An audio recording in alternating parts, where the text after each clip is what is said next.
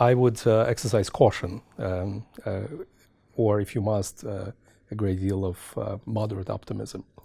I would say after the initial honeymoon is over, they'll go back to being frenemies.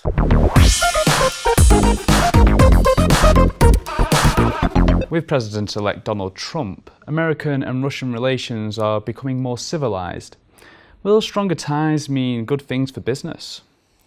Well, I probably wouldn't use the word civilized. I would say they're becoming more optimistic.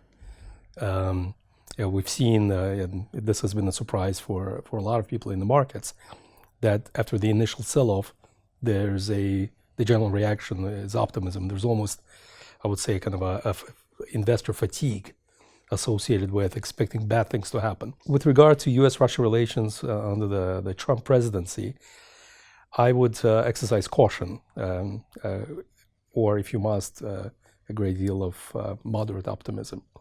I would say after the initial honeymoon is over, they'll go back to being frenemies. So how has this optimism affected the Russian banking industry? The fundamental problems are still there.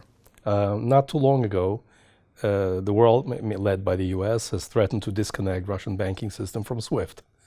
We've kind of forgotten that. That wasn't too long ago. My general expectation, the way I would approach things, is the probability of things going wrong is far greater than things going well.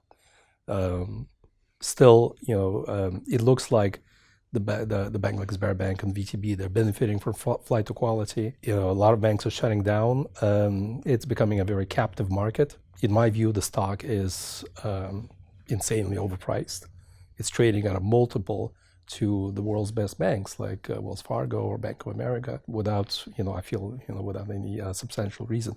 You could base that on the basis that if the development curve and the growth curve and the revenue curve would be extremely steep, but it looks like it's the beginning of an end. So I'm not sure what's driving that optimism, frankly. Now, has this optimism impacted the Russian ruble? Is it getting any stronger? Well, Russian ruble, once again, it's being very closely tied to the petroleum prices, to the oil, and it looks like it's going to stay that way under the sanctions. And it looks like, there's a paradigm. A lot of people are saying that the sanctions are going to get lifted. A lot of people want them lifted.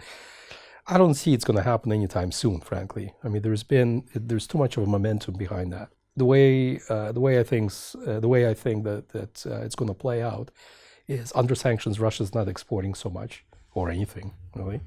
So cheap ruble is not going to benefit the economy. It's tied almost. It's fully correlated to oil prices. So it's becoming less and less relevant in the general scheme of things.